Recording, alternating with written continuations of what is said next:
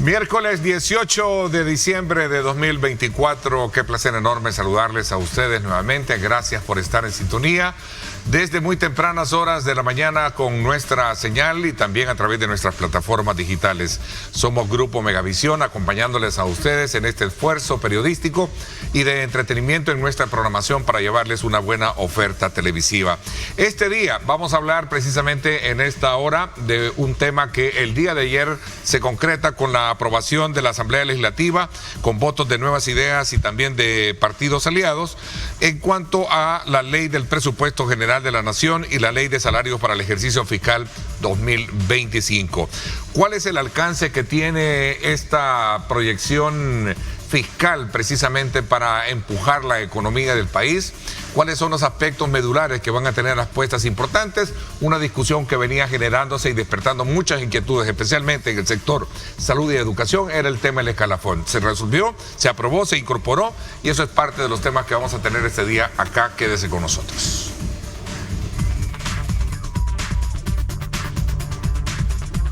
Queda aprobado el dictamen que contiene la Ley de Presupuesto General del Estado, garantizando el escalafón salarial para los profesionales de la salud y educación. Fue aprobado el Presupuesto General para la Nación del año 2025 por un monto que asciende a los 9.663 millones de dólares. El decreto legislativo con el presupuesto estatal indica que se asignarán 3.609 millones para las áreas de educación, salud, seguridad y defensa, que suman el 37.4% de todo el presupuesto. Además, se incorporó una modificación para agregar 8 millones de dólares al Ministerio de Salud para el pago del escalafón. Así también se agregaron 2 millones de dólares a educación para el pago de dicho beneficio salarial. En el caso del órgano legislativo, el presupuesto será de 46.9 millones, es decir, 11.3 millones menos en comparación con el de 2021. Desde el oficialismo, este presupuesto ha sido calificado como histórico, ya que no requiere endeudamiento para financiar el gasto corriente. Sin embargo, la oposición critica recortes en salud y educación, mientras se priorizan sectores como seguridad, que recibió 903.4 millones. Por otro lado, la Fundación Nacional para el Desarrollo advirtió que el gobierno proyecta una reducción de al menos 9.000 plazas en instituciones públicas para el 2025. Estas medidas han generado protestas de gremios de salud y educación, quienes en meses recientes han expresado su rechazo a los recortes. Finalmente, el presupuesto aprobado para el 2025 es 970 millones menor al de 2024. Para un análisis más detallado del impacto del presupuesto 2025, no se pierda esta mañana Diálogo con Ernesto López. Reportó Jonathan Cortés.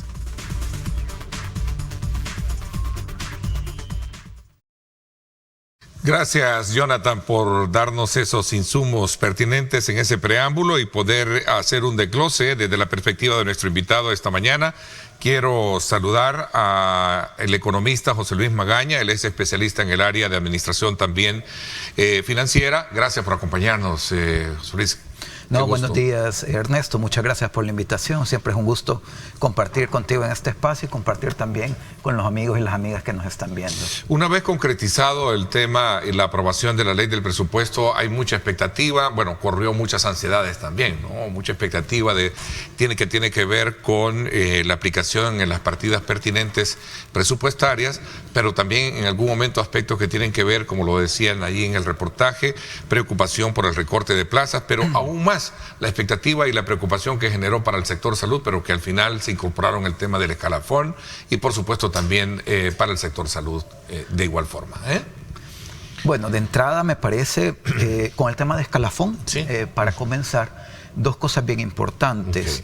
Okay. Por un lado, recordar cómo funcionan los escalafones, es diferente salud y educación. Okay. En el caso de salud, según la ley del escalafón, representa un aumento de 5%, dependiendo de un rango de criterios de evaluación, más un 3% de antigüedad. Sí. Entonces, en el máximo de los casos se está hablando de un 8% de aumento anual.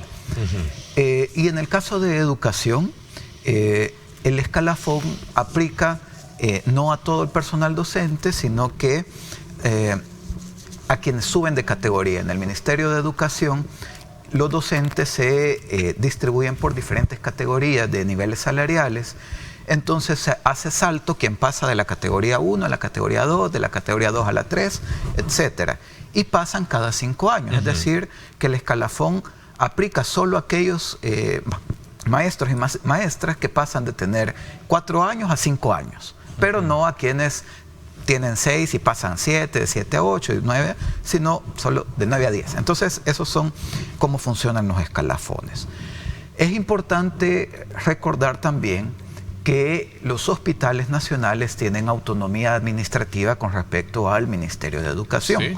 Y esto es importante porque cuando uno va a revisar el decreto, y ojo aquí, que bien, si bien es importante que se haya presentado ese decreto de incorporación de los escalafones, sí, eso debería de haberse hecho en la Comisión de Hacienda, no ya en el plenario. ¿Por qué? Porque cuando vas a analizar lo que se aprobó, no se menciona el origen de los fondos.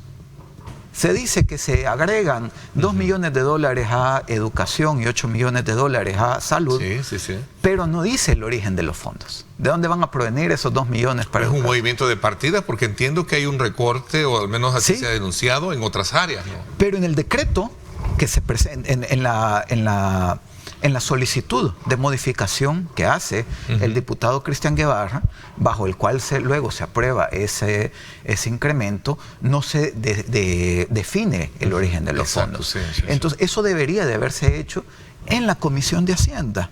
¿Sí? Ya el decreto que se, o más bien ¿Por qué razón? ¿Hay una mayor, digamos, Porque por Constitución la discusión de la Asamblea Legislativa no puede aumentar el proyecto que presenta el Ejecutivo. No, digamos, fueron 9.600 millones de dólares, no puede aumentar ese monto. Lo que puede hacer es redistribuir partidas. 9.662. Entonces no puede aumentar el monto, sino que tiene que hacer redistribución. Cuando se hace esta modificación en la plenaria y se incorporan esos fondos, pues no queda transparente el origen de cuál va a ser esa redistribución para poder financiar estos 2 millones y 8 millones. Es un primer elemento. Y un segundo caso importante que es necesario aclarar es que con eso que los hospitales nacionales tienen autonomía administrativa con respecto al Ministerio de Salud, el decreto incorpora el escalafón para los trabajadores del Ministerio de Salud. No incorpora a los trabajadores de hospitales nacionales, porque esos están bajo las adscritas del Ministerio de Salud. Si se aplicara, porque de hecho se había hecho el cálculo, si se incorporara efectivamente el escalafón tal cual está en la ley, el incremento presupuestario para el sector salud y las adscritas era de 39 millones de dólares. ¿Sí? Entonces, estos 8 millones de dólares que se han incorporado para el escalafón del sector salud aplica para Ministerio de Salud. ¿Sí?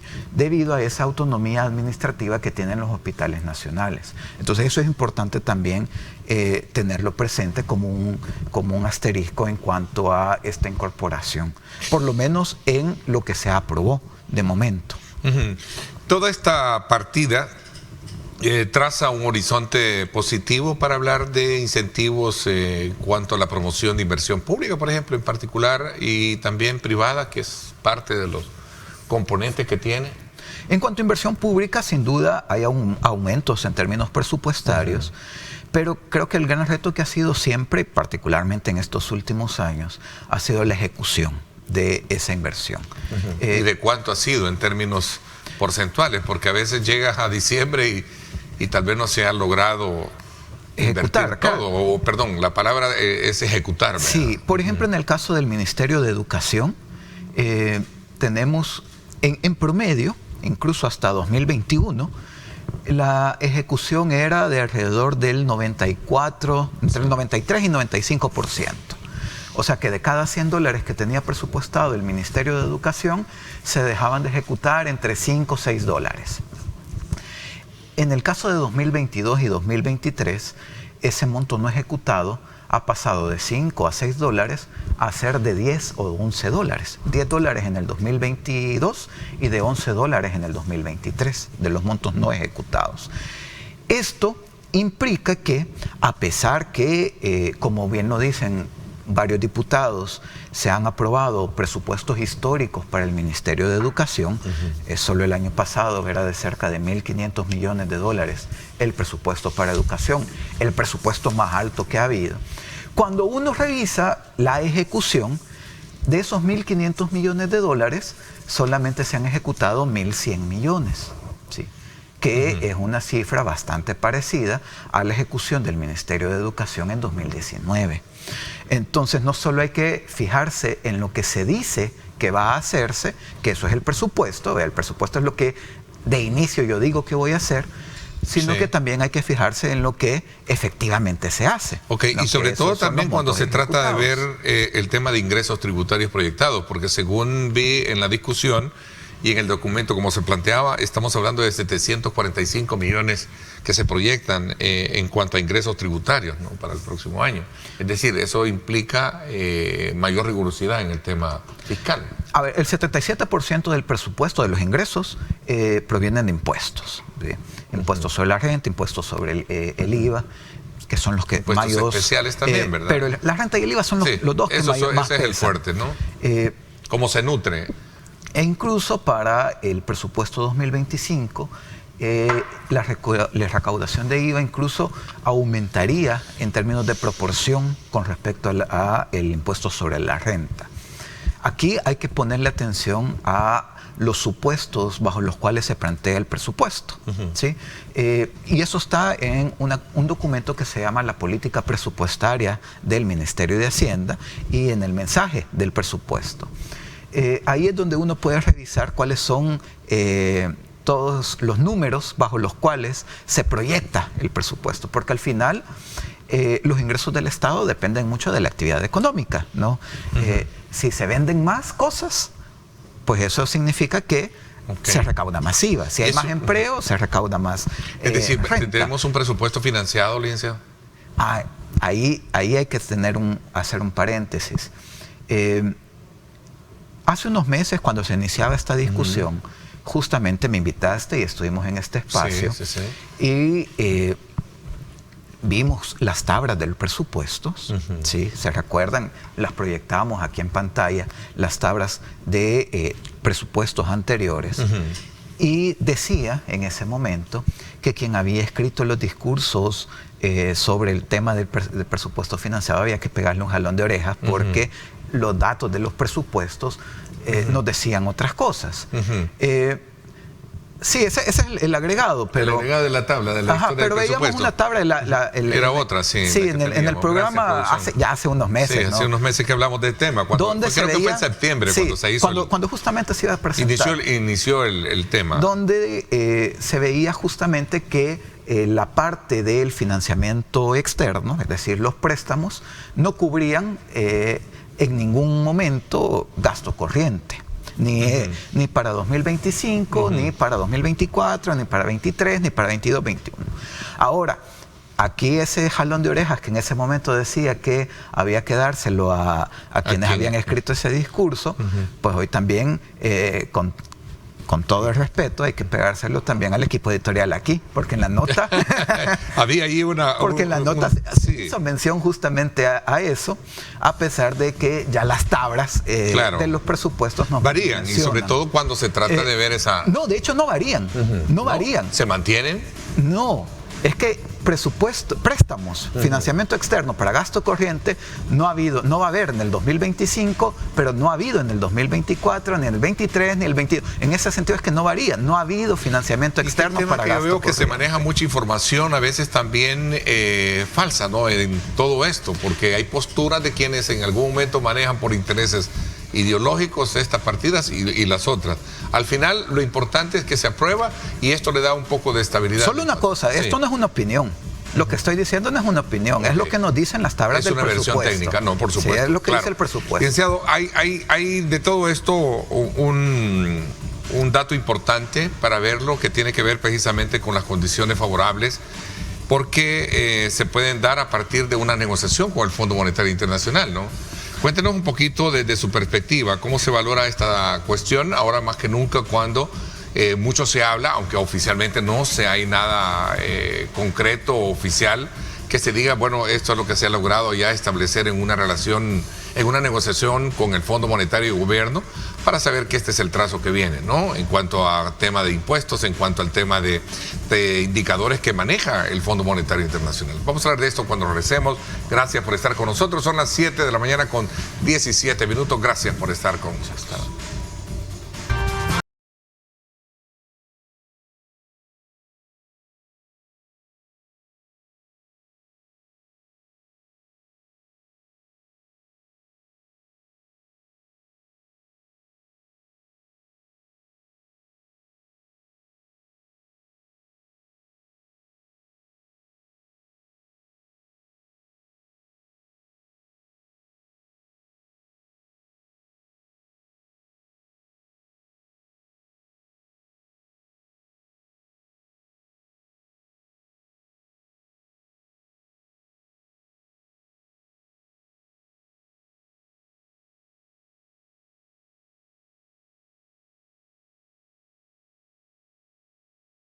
Bueno, y sobre todo porque a esta hora siempre a usted le invitamos a que pueda disfrutar de una buena taza de café, y qué rico es disfrutar de café rico, el café perfecto, porque rico es calidad.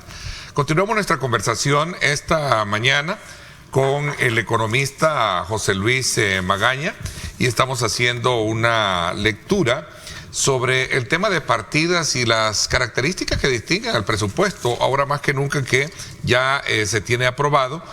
El tema de fondos, subsidios y otros aspectos quedaron claros y vigentes, ¿no? Para seguirse manteniendo. Porque yo estaba viendo esa discusión y se mantienen vigentes. El financiamiento a subsidios, subsidio de energía eléctrica, de gas licuado y de transporte público y para el agua se mantienen. Pero es necesario que una ley de esta garantice la eficiencia en el uso de estos fondos. A ver, de subsidio, Lisa. Todo el tema de subsidios y otros programas sociales están amparados bajo la Ley de Protección y Desarrollo Social, aprobada en el 2014. Entonces, es obligación legal del Ejecutivo y de la Asamblea Legislativa garantizar el financiamiento para estos programas. De hecho, y aquí hay que también poner un asterisco, la misma Ley de Protección y Desarrollo Social plantea que durante los primeros 6 meses de los nuevos gobiernos, de cualquier gobierno que entre, debe presentar y publicar el plan de desarrollo social, ¿sí? Que es la planificación de los 5 años de gestión gubernamental, donde se definan cuáles son los objetivos, las estrategias, líneas de acción para esos 5 años, de ese plan de desarrollo social. En la gestión anterior, los 5 años anteriores, ese plan de desarrollo social nunca se publicó.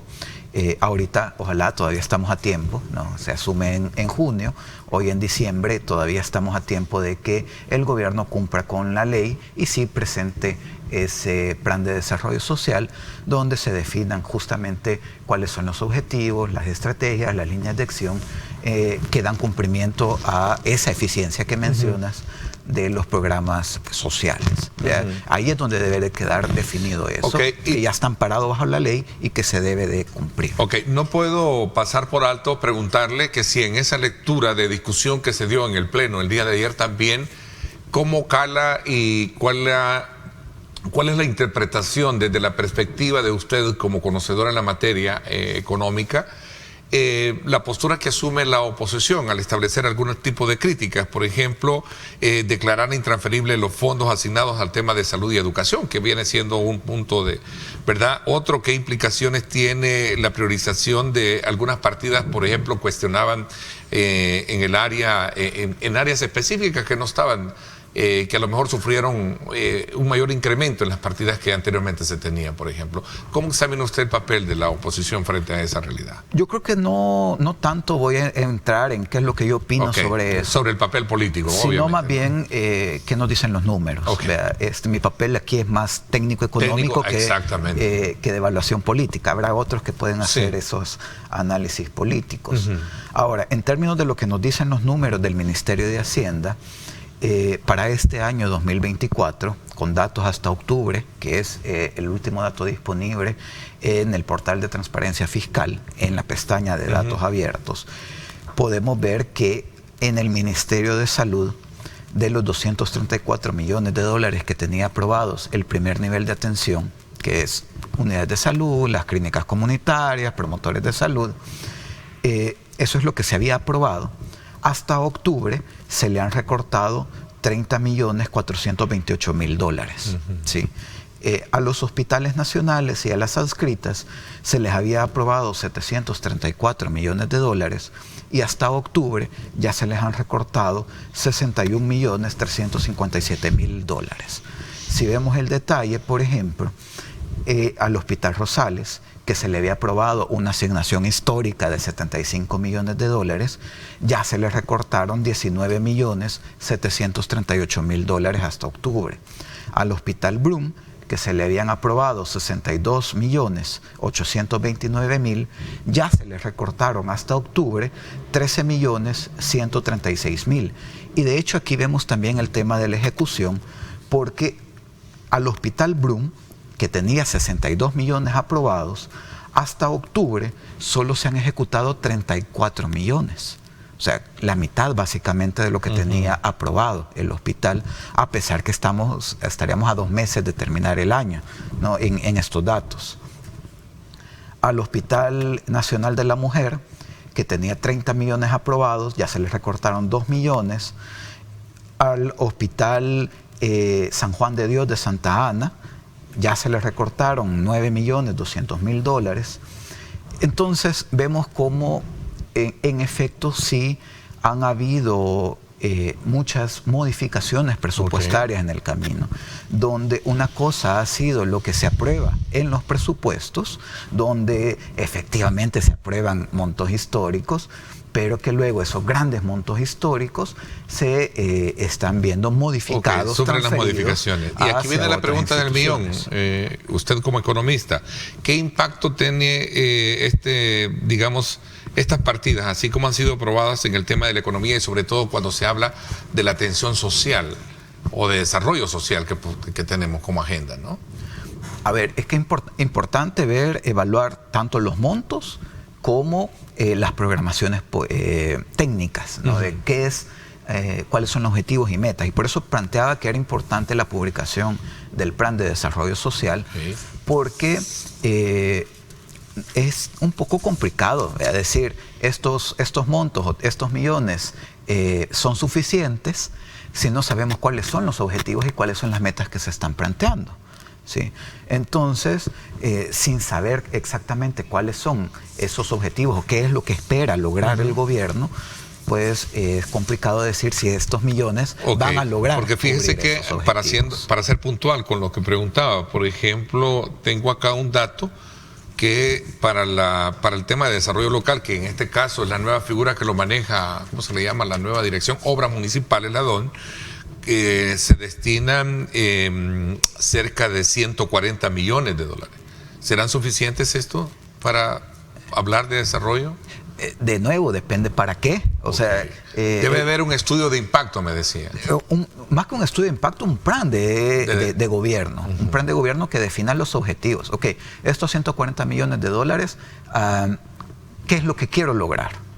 Quiero lograr caminos rurales a las comunidades, quiero lograr acceso al agua potable, quiero lograr programas de acceso a la educación en sectores rurales, en sectores vulnerables.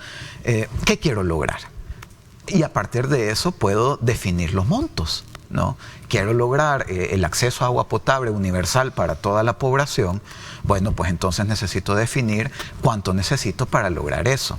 Y de hecho ya hay algunas estimaciones. El Instituto Centroamericano de Estudios Fiscales planteaba ya hace algunos años, en el 2021, que era importante aumentar cerca del 2 o 3% de la inversión en acceso a infraestructura social básica de aquí a 2030 para lograr la universalización del acceso al agua potable. Vea, eso de nuevo, pues sí, 140 millones, dicho solo así, puede ser mucho o puede ser poco, dependiendo de qué es lo que se vaya a buscar lograr. Licenciado, este acuerdo entre el Fondo Monetario Internacional y El Salvador que se presume está ahí y que ya lo que se está viendo hoy en día es producto de eso. ¿Cómo se interpreta desde el análisis que ustedes tienen? A ver, desde 2021 ya se venía hablando de este famoso acuerdo con el Fondo Monetario Internacional. De lo que se habla, y por lo menos de lo que se ha hablado hasta el momento, ha sido de algo que se llama un acuerdo de servicio ampliado. En ese sentido, el Fondo Monetario le estaría dando un préstamo de entre 1.300 o 1.400 millones de dólares al gobierno de El Salvador, pero para que el gobierno utilice ese dinero para pagar buena parte de la deuda que tiene con la banca local. Hay que tener presente que una buena parte del endeudamiento que se ha adquirido en los últimos años ha sido con el mercado local, tanto con las AFPs como con la banca local. Cuando asume el gobierno en junio de 2019, la deuda con la banca local andaba por los 900 millones de dólares. Actualmente ha llegado cerca de los 3.000 millones. Eso pone en fragilidad la solidez del sistema financiero. Por eso el Fondo Monetario lo que le dice es, te vamos a prestar estos 1.300 o 1.400 millones para que vos utilices este dinero para pagar la deuda que tenés con esta banca local, para que fortalezcas el sistema financiero. A cambio de ese acuerdo, vos tenés que cumplir ciertas condiciones. De manera pública no se han dado cuáles son las condiciones, más que un comunicado que hubo cerca de septiembre de este año, donde el Fondo Monetario ya decía que habían algunos acuerdos preliminares en cuanto a que se tenía que hacer un ajuste fiscal y que iba a ser inicialmente centrado en la masa salarial. O sea, eso es lo que decía. Básicamente son... es justamente lo que estamos viendo, como en el presupuesto 2025 hay 11.136 plazas menos que son eliminadas del presupuesto 2024, ¿no? Todo el tema de esto del congelamiento de los escalafones, de no incorporarse, son parte de estos acuerdos preliminares. Lástima el tiempo que se nos fue, nos quedamos cortos, pero habrá más tiempo para seguir en curso estudiando cómo se va ejecutando todas estas partidas que vamos a tener. Quiero agradecerles. ¿Sí? El tema del presupuesto no solo es en septiembre, es mes con mes. Mes con mes para estarlos evaluando. Bueno, de ser así, pues vamos a buscar el espacio, el tiempo para poder contar con la opinión de usted y el análisis de esos temas. Gracias por habernos acompañado. No, mucho gusto, muchas gracias por el espacio. Un gusto hablar con los amigos y las amigas también que nos han estado viendo. Gracias, licenciado. Feliz Navidad de antemano. Vámonos a una pausa. Cuando regresemos, vamos a hablar sobre los logros significativos que ha tenido la Dirección General de Migración y sobre todo también aspectos que tienen que ver con las proyecciones de la temporada de Navidad y fin de año. Muchos salvadoreños que residen en el mundo pues nos visitan, o también salvadoreños que salen. Vamos a ver un poco el flujo migratorio, cómo está. Lo cierto es que para todos nuestros hermanos que están de regreso a casa, pues bienvenidos, y los abrazamos acá y les damos la oportunidad de decirles pues que disfruten al máximo de cómo serán nuestras fiestas de Navidad y de fin de año. Vamos a la pausa, 7:32. Gracias por sintonizarnos.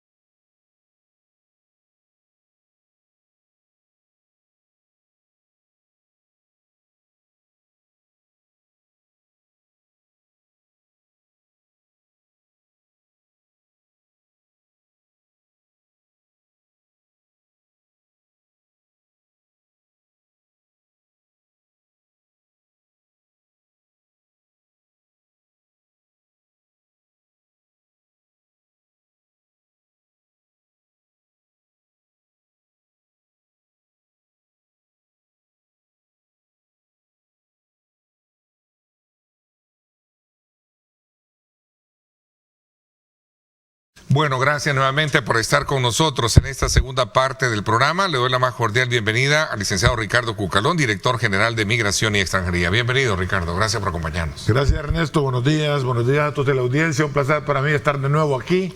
Un gusto. Bendiciones para todos y esperamos que, si hay algunas dudas sobre la Dirección General de Migración, sobre el trabajo que hacemos, cómo lo hacemos, qué se necesita, para qué.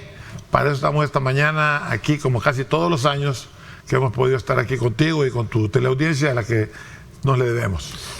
Ricardo, ¿se puede hablar de temporada en términos de proyección o expectativa de lo que tenemos hoy con este motivo de las fiestas de Navidad y fin de año? Bueno, sí se puede hablar de temporada. Sí. Yo creo que podemos hablar de temporada.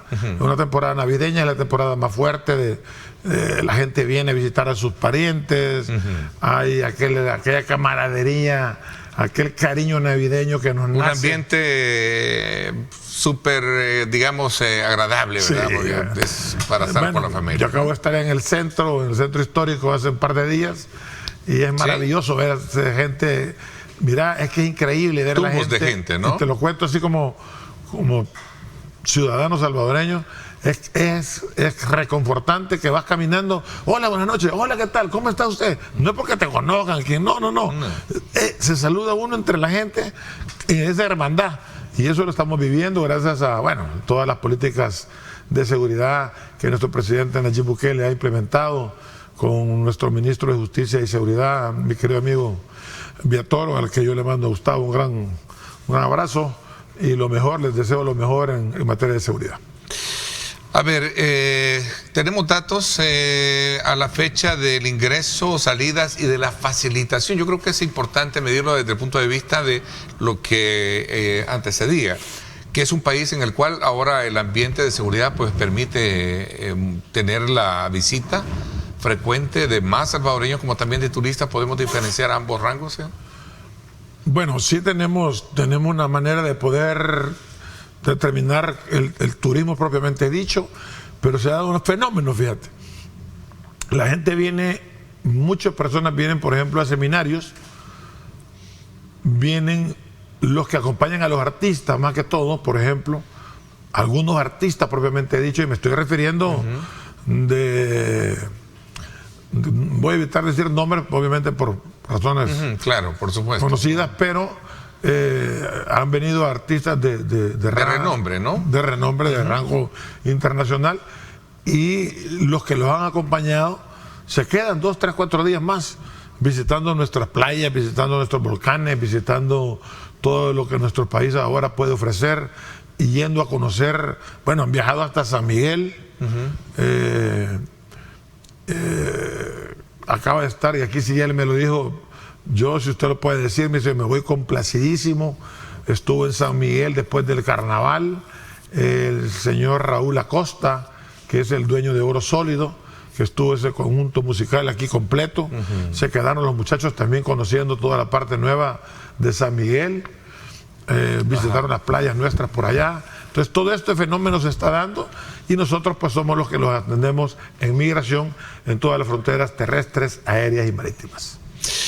A ver, facilitaciones para que el salvadoreño que nos está viendo hoy, porque obviamente la demanda, la temporada, hay cúmulos, prechequeo, chequeos y todo esto, ¿cómo se está facilitando? Y no solo hablo particularmente del caso del ingreso aéreo, sino que también el tema de fronteras, que creo que es importante por la continuidad y el flujo que tenemos con Guatemala, Honduras, ¿no? Que son frecuentes. Bueno, acabamos de pasar la semana, se le llama allá en Honduras, se me va ahorita el nombre. La semana morazánica. Morazánica. Las vacaciones, morazánicas. Correcto. Acabamos de pasar la semana morazánica. Un buen grupo de nuestros hermanos hondureños nos visitaron, muy contentos, muy agradecidos de haber estado visitándonos, muy ágil el paso, como decíamos al principio, fuera de cámaras, el paso ágil, el paso fácil que tenemos con Honduras, con Guatemala, de parte nuestra, pues ha sido para que a nuestros hermanos guatemaltecos y hondureños se les haga fácil la entrada sin complicaciones, sin nada. Nuestros agentes migratorios están allí, nuestros oficiales migratorios están allí en las fronteras terrestres, pendientes de que la gente pueda pasar con toda la facilidad del mundo y no tenga ningún problema. Esperamos para esta temporada de Navidad, esperamos 1.850.000 personas entre entradas y salidas que nos van a estar visitando nuestras fronteras, y estamos preparados con todos más de 450 oficiales terrestres para que puedan atender a todo ese flujo de personas que nos vienen. Antes hay que quizás hacer notar esto, Ernesto y teleaudiencia, y de todo el pueblo salvadoreño. Antes había un plan, y cuando me refiero antes, los gobiernos anteriores y parte del principio del gobierno de nuestro presidente Nayib Bukele,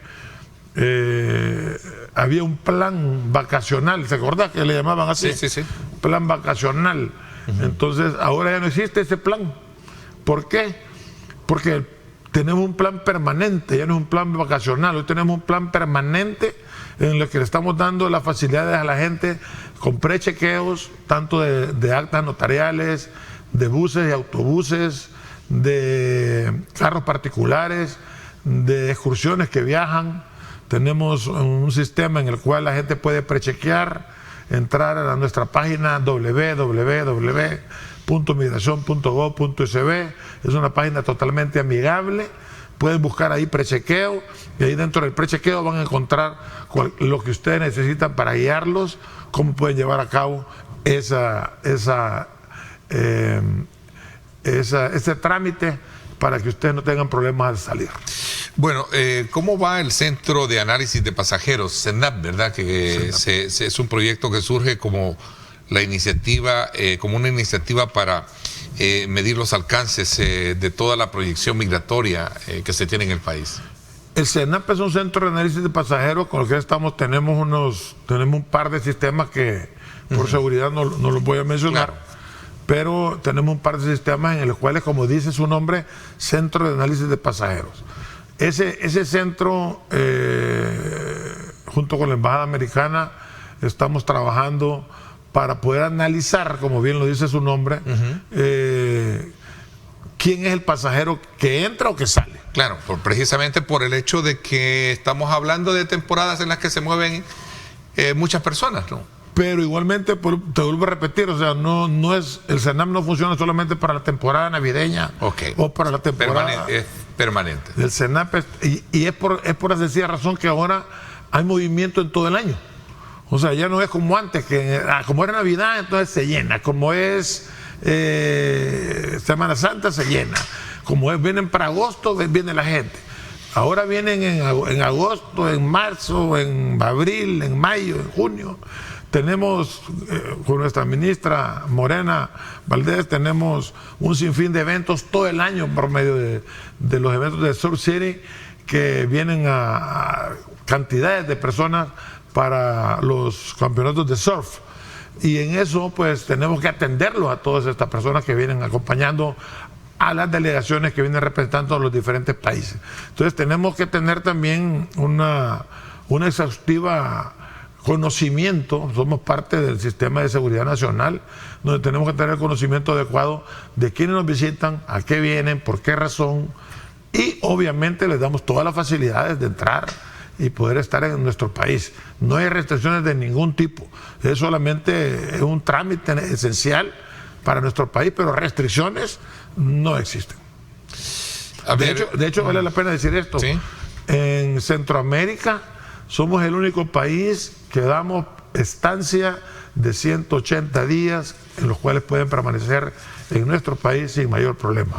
Nuestros oficiales de migración en todas las fronteras terrestres, aéreas y marítimas, cuando el turista viene, sepa que puede entrar al país y va a gozar de una estancia de 180 días si usted así lo quiere. Si usted se quiere quedar 30 días, 40 días, 60 días, 5 días, 10 días, usted puede hacerlo perfectamente bien, estando de una manera regular en nuestro país. ¿En qué consiste esto de la migración invisible? Que creo que es un término, un concepto que he visto por ahí. Voy a hacer una pausa y regresamos con más. También esto de los horarios extraordinarios, creo que hay horarios especiales, ¿no? Y con motivo de la temporada. Correcto. Un punto bien importante para tener a bien conocer en los contratiempos que generan para sacar niños, por ejemplo, en esta temporada. Yo creo que es bueno hacer acotación y aclaración. Buen tema. ¿Verdad? Para eso. Voy a la pausa, no nos cambie y regresamos con más.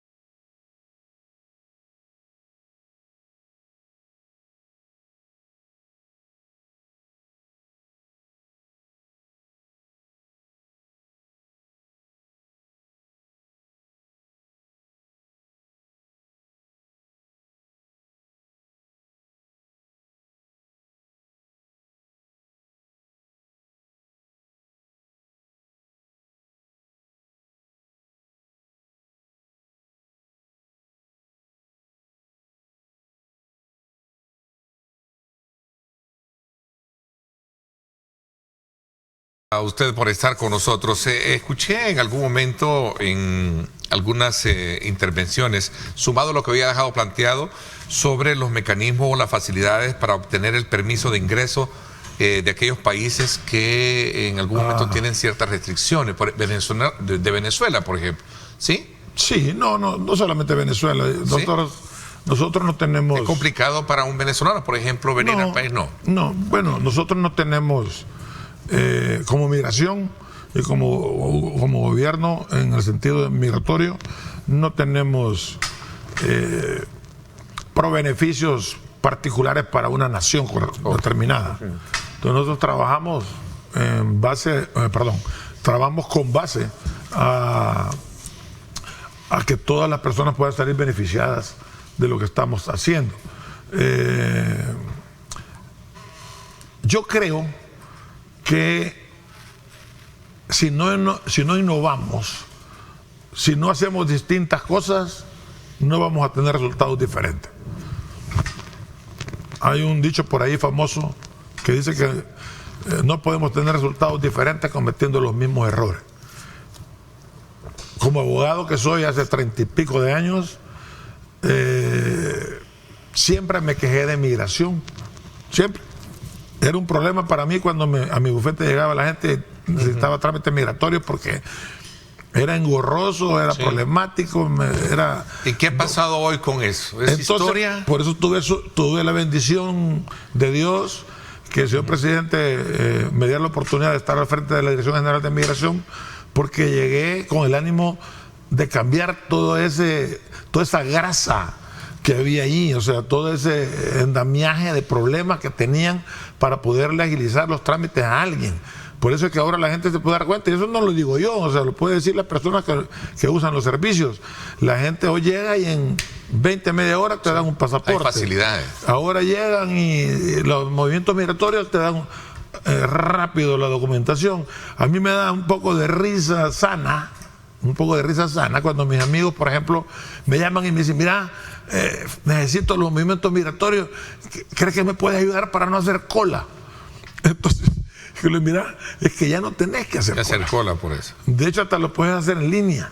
Entonces, nos hemos ido modernizando poco a poco en la Dirección General de Migración para que la gente pueda tener los servicios completos. Por eso que facilidades para tener todo el documento y el pasaporte y todo esto. Eso que me estabas hablando, por ejemplo, ese permiso se llama PEI, ese permiso especial de ingreso. ¿Qué significa eso? Un ejemplo, voy a poner un ejemplo. Una persona que vive en un país, quizás no voy a decir nombre para no causar resquemor con algo de alguien, pero vive en un país donde no hay una representación diplomática de El Salvador y tiene que viajar a otra parte o en el mismo país pero en otra ciudad para poder venir a El Salvador, porque son clase B, por ejemplo, o clase C, o sea, necesitan un tipo de visa para entrar a El Salvador, pero se les hace difícil. Entonces, por eso que se creó el permiso especial de ingreso en línea. Ese permiso especial de ingreso significa que la persona, viva donde viva, esté donde esté, puede ingresar a www.elsalvadorpay.gov.sb para que pueda acceder a ese permiso especial de ingreso. Y ese PEI es la antesala para... Y si no, cuéntame un poquito sobre qué porcentaje de extranjeros se ha logrado nacionalizar en el país, porque también fue otra de las grandes modalidades. Pero ya me vas cambiando el tema. O es parte del complemento, ¿no? No, a ver, no. Son dos cosas distintas. Vea, eso que me está preguntando ahorita es otra cosa distinta. Terminemos entonces el PEI, ¿no? Entonces terminemos el PEI. El PEI, entonces significa que una persona que está en ese lugar no necesita viajar a otra ciudad, no necesita viajar a otro país para poder tener un permiso para ingresar a El Salvador. Nos manda por el internet, nos manda por medio de esa página que ya mencioné, su solicitud para poder venir. Nosotros la analizamos, tenemos todo el sistema para poder analizar qué persona es, de dónde viene, por qué razón, qué antecedentes tiene, y después de todo ese estudio exhaustivo que se hace, que no toma mucho tiempo en realidad, porque lo hacemos de la manera más expedita que podemos y dura entre 3 o 5 días. le mandamos a decir a la persona que sí puede entrar. Ya han dado casos también que le tenemos que decir, lo lamentamos mucho, pero usted no llena los requisitos para poder venir al país. Pero en la mayoría de casos, la persona pues obtiene el permiso. Sí. Lo único que... ¿Quiénes son las que no lo obtienen? Obviamente, si hay una persona que está siendo procesada por hurto, por antecedentes y todo. Tiene algún tipo de antecedente penal, entonces no podemos dárselo. Pero de ahí la persona puede obtener su permiso especial de ingreso, se gira las instrucciones a la compañía aérea con la que va a viajar, se le da su permiso de abordaje y viene al país. Aquí inmediatamente entrando al país, que ya nosotros sabemos precisamente por el CENAP, del que ya hablamos, que es el Centro de Información de los Pasajeros, ya sabemos por dónde viene, qué aerolínea lo trae, a qué hora va a aterrizar, e inmediatamente nosotros le damos su permiso especial de ingreso, que se lo implementamos, se lo colocamos en el pasaporte, le damos el tiempo correspondiente, puede ser hasta 180 días. A veces la gente dice, no, yo vengo por 30 días a pasearme, o vengo por 15 días, yo no necesito más. Y entonces se le da el tiempo que ellos están solicitando. Inmediatamente ellos pueden entrar al país y empezar a gozar de las mieles de nuestro país. Ok, interesante. Te preguntaba sobre el tema de la nacionalización, porcentaje de... Bueno, acabamos de hacer un tema de nacionalización de 40 y, si no mal recuerdo, 44 personas de diferentes nacionalidades. Ahí habían, ¿qué te puedo decir? De varios países. De varios países, sí. No quiero decir en parte de nacionalidades, pero no quiero dejar a nadie afuera. Pero sí habían desde orientales, pasando por europeos, llegando hasta norteamericanos y pasando por latinoamericanos también. ¿Inversionistas?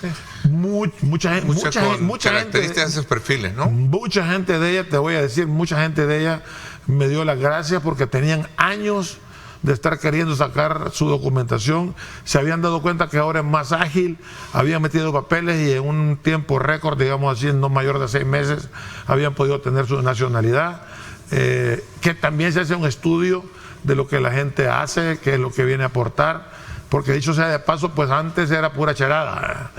Al amigo se le daba la nacionalidad y al otro pues que esperara.